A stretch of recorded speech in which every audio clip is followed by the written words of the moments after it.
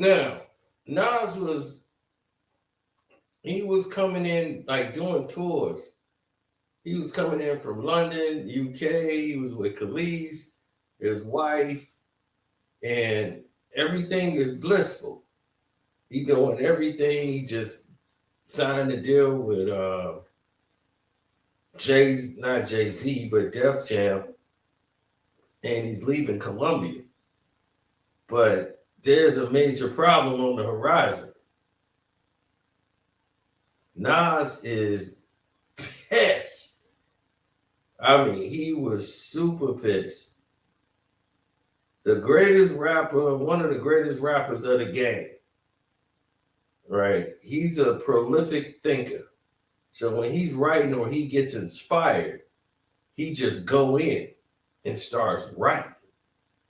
So when he starts writing rhymes, it's a whole different process. It's a whole different system because he'd be like, oh man, he'll watch something and get inspired.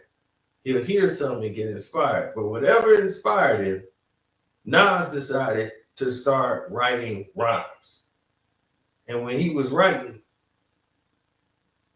that's when he was like, all right, ew, word. So next thing you know, he's writing like crazy, right? You know what I'm saying? So he was in a zone. He did about like a couple of 4 or 5 songs, man. He was pissed, and he never let this go. And whatever went down, you know what I'm saying? He was really heated behind the whole thing. Because whatever ticked him off really got him hot. Like he was bothered. He was sitting over there and he did his whole movement and he got everything going well. But he was blaming her. He blamed Young Pretty. He blamed everybody who was in that circle because a lot of people didn't understand the process. Now, Khalees was his right hand. She was basically running. Everybody had to go through Khalees to get to Nas. It was getting to that point. So she was everywhere. Like she was glued to him. Even Diddy was like, yo, man, can you just come here and we talk so you can write this rhyme? I don't want to be there with your girls all on you, man. I don't do that. So when they started splitting up, some people was relieved because they didn't like her. Like Diddy didn't really like her vibe. She was loud, get violent, but he was a problem too. They was toxic. They was the right toxic. But when the people who actually know him, like his family, they really didn't vibe with her that well. So it divided them. Like Nas was more with her than anything. But he never let that go. And when he came to Chicago, he damn well reminisced on that book. He brought that up so many times. Man, y'all lost my book, man. Man, y'all need to find them shits. It's like $1 million. Man, I never stayed at that hotel again. Yeah, they lost my book. I never stay at that hotel again. Man, probably Khalees. She probably, I don't know, they moved it. Probably the housekeeper. I don't know. But, man, it's like $1 million, man. I had 6 joints in there. Yeah, man. Maybe it's in my bag. It's in one of them bags, but I ain't see it. He's like, nah, that ain't the one. It's the red one. Yeah, with the leather on the front. Yeah, it's mine. Yeah, they know. You know the one I write in.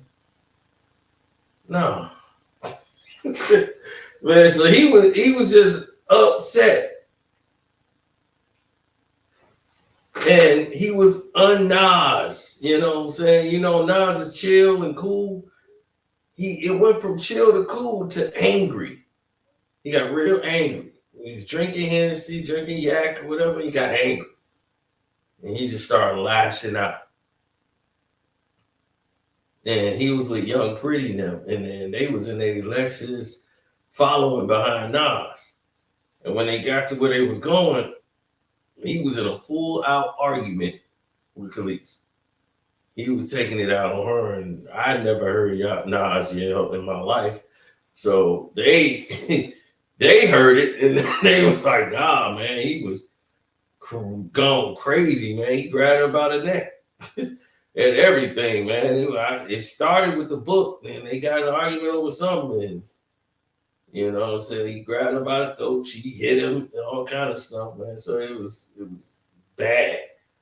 You know what I'm saying? So it was definitely, you know, some verbal and hostile behavior in the relationship. But yeah, losing that rhyme book, that's like $1 million. Do people even know that? Do you even know that? That's $1 million. $1 million. That's like 6 joints. He said $1 million. That's how he looked at it. That's how he equated the situation. Because he looking at it from a standpoint of like, I know what I'm worth. That's like $1 million right there. I had 6 joints. He's being generous. $1 million. So when you hear that, you just like, damn. Nas had $1 million joints and y'all screwed that shit up. I'd have found that. I'd have made sure he had that. But that's what's the problem when everybody smokes. Dog, they was right here in Chicago. They pulled up. Dog, I could have been somebody who wanted to do them in and just could have went to the car and just sprayed everybody up. But, you know, we wasn't on there. They just met. They read the vibe. They was like, yo, man, you got any weed? I was like, nah. And they was playing that new joint by Jungle, that Lil Wayne diss they was doing, because they was beefing with Lil Wayne at the time.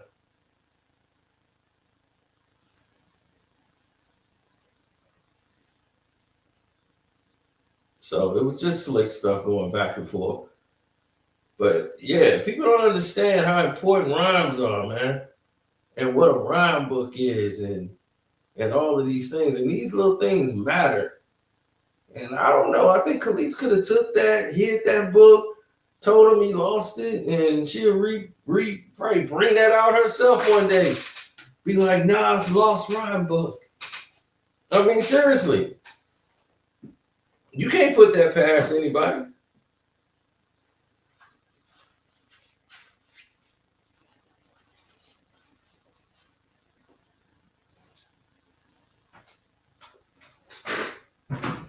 Khalees ain't making another album because one, her album didn't really sell. It sold in the UK, but it didn't really sell in the United States. And that was, you know, Pharrell's little side piece.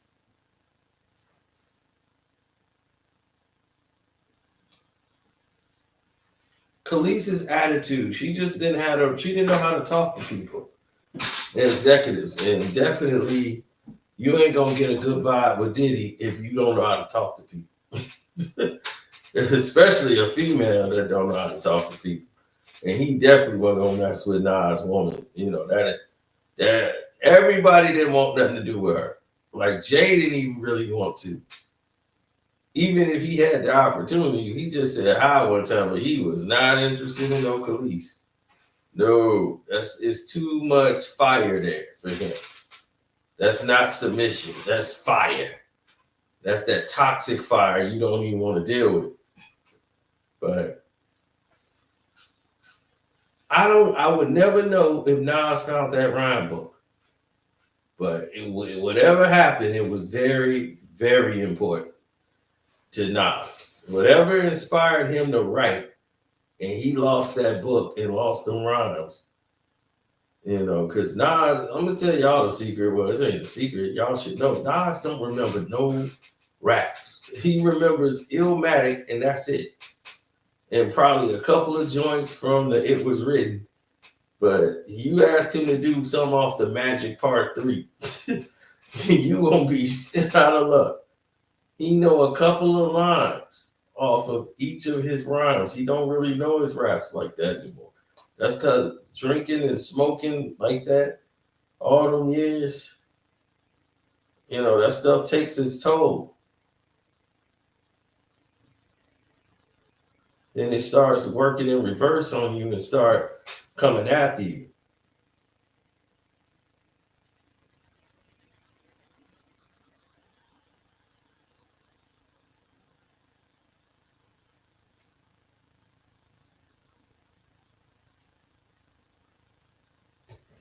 Nas is a guy that's in his head a lot. You just gotta.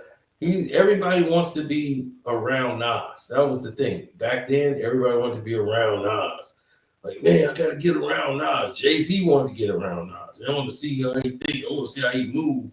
How he come up with the rhymes he do.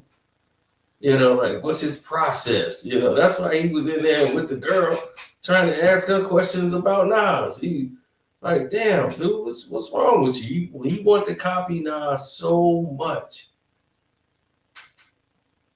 Like, what's his routine when he get up? Like, what he be thinking about? But Nas is the type of dude that's in his head till he overthinks sometimes. And some of the smartest people in the world I've seen that happen to, they overthink situations. They overthink something. Something could be really simple and they'll make it more than what it is because in their brain, it has to be more. You know, it's got to be some more, you know, something's more here. I didn't get it all. Or something's there. There's something.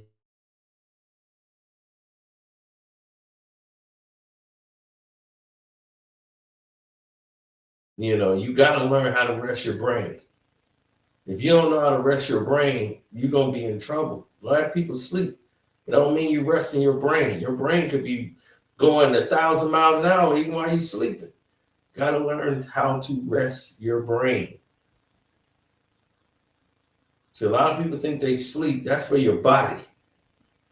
Your brain is different. You got to learn how to turn your brain off sometimes or relax your brain from thinking and overthinking because you think your brain is, you control your brain and everything works because the way you tell it to, like, I'm going to tell my brain to record this or listen. No, your brain is recording stuff on automatic pilot. So you got to learn how to relax your brain. This is why people do meditation.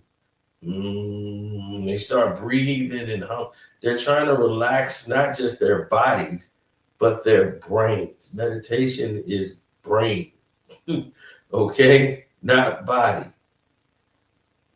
Relax your brain and then out of control and relax your body. You have to sometimes relax your brain. And when you overthinking sometimes, your brain will be multitasking about stuff you don't even need to be worried about yet. Oh, did I go to the store? Did I get this? Oh, I forgot to get that. Did it on Tuesday? I got to do that. Rest your brain. Rest your brain. You don't mess around and have an aneurysm doing that kind of stuff.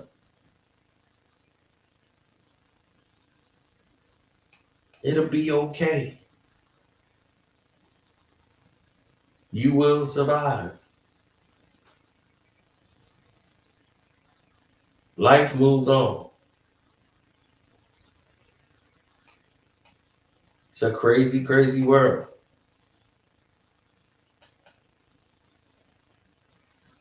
But life moves on.